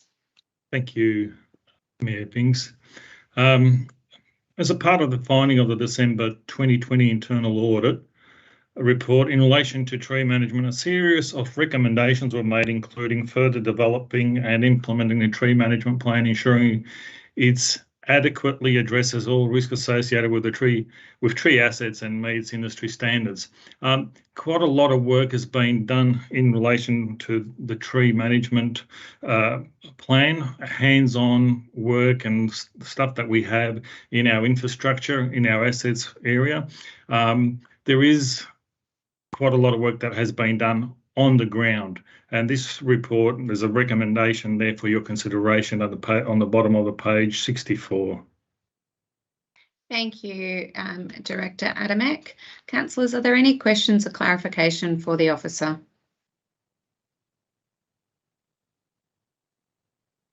No. Councillors, can I have a motion, please? And can you state what your motion is?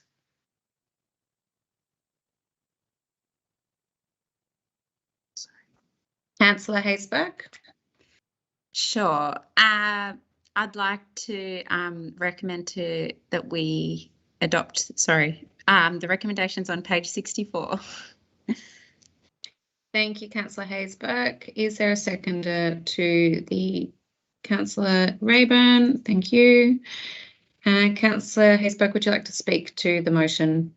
Yeah, thanks, Mayor. Yeah, I'm very pleased to support this draft plan to go out for community consultation and engagement, because I know that council's green infrastructure, including trees, are highly valued by our community because they enhance the treed and built environment, our leafy green landscape character, our biodiversity, and our habitat, which is a habitat to many species.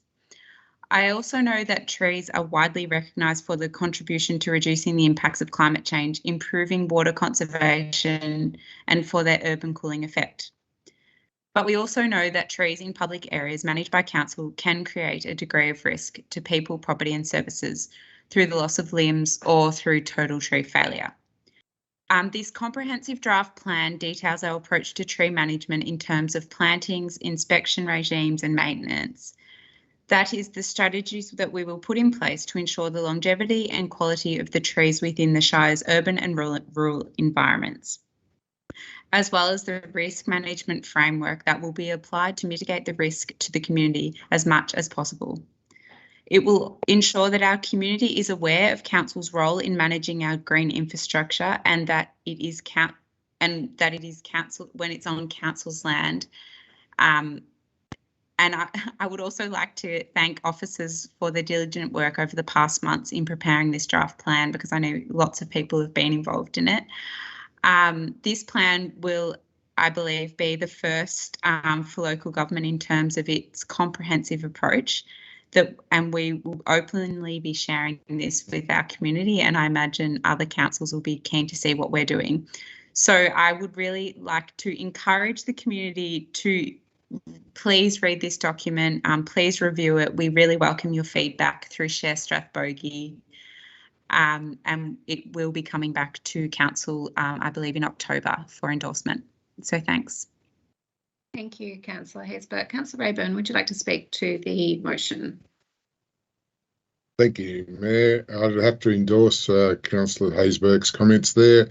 It's something which has been lacking in our policies on this council, and it's something that we now have where we will be able to advise our community on what our policies are and where we can go with our trees, and an understanding from all our community that what is written is there, and every tree will be recorded, and all our arborists and everybody else will all know exactly what's going on in our community with this new report. But hopefully our community will read it and understand it and give us great comments back. Thank you, Councillor Rayburn. Would any other councillor like to speak to the motion? No? Okay, councillors, I shall put the motion to a vote. Can I see a show of hands for all those in favour, please?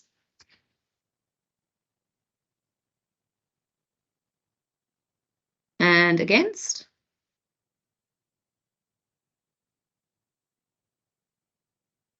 and I declare that carried. Thank you, councillors.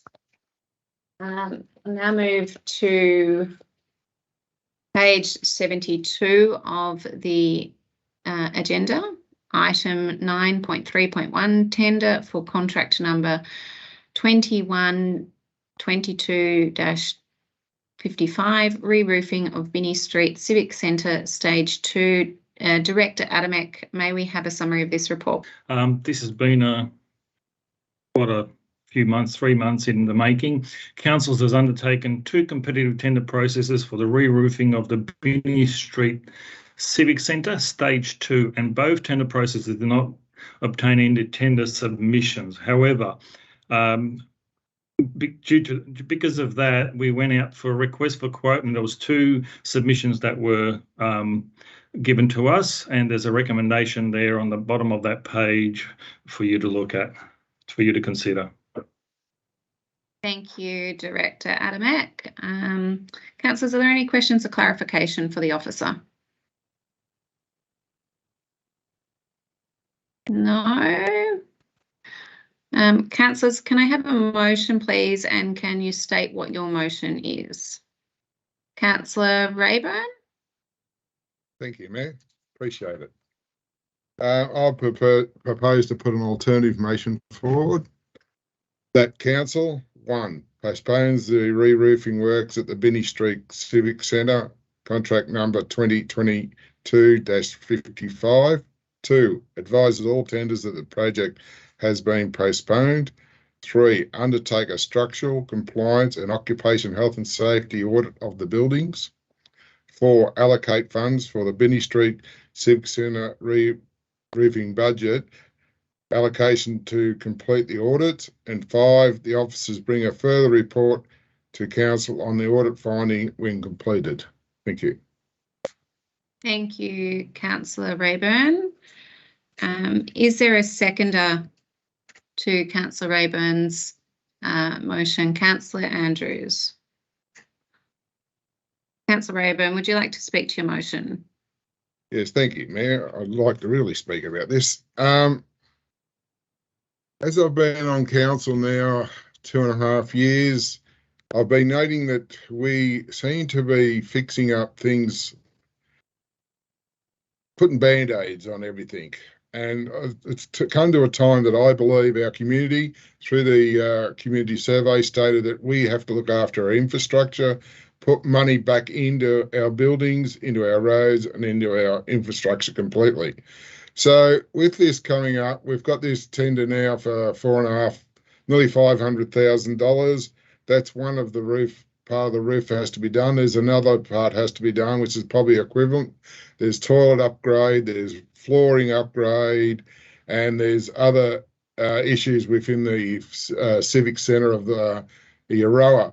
But it's also about what is required by our community, also in the Ngambie, Varlatown, and Avenel, and every other areas that they want access to all our officers and community representatives. So therefore, what I'm suggesting is we really understand what our building in Binney Street is doing and where we can actually allocate better funding and better works, and how we reorganise our business to accommodate all our community, and not just spend money hand over fist just fixing up buildings that are becoming old and not usable and not friendly for our community and our workforce.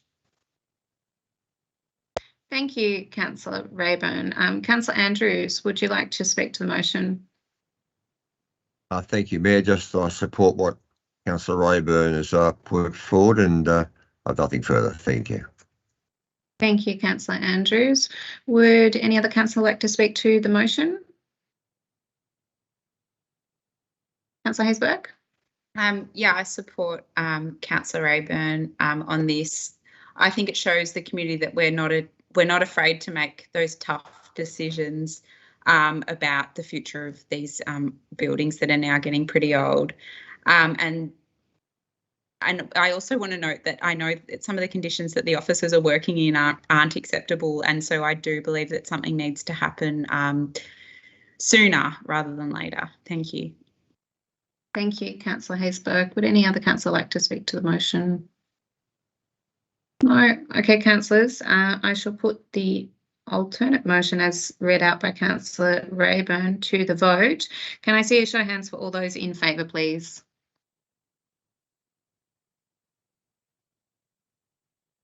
And against? And to declare that carried. Thank you, councillors. I note that it's just hit the 2-hour mark. So, councillors, if you would like to move a procedural motion, I invite you to do so.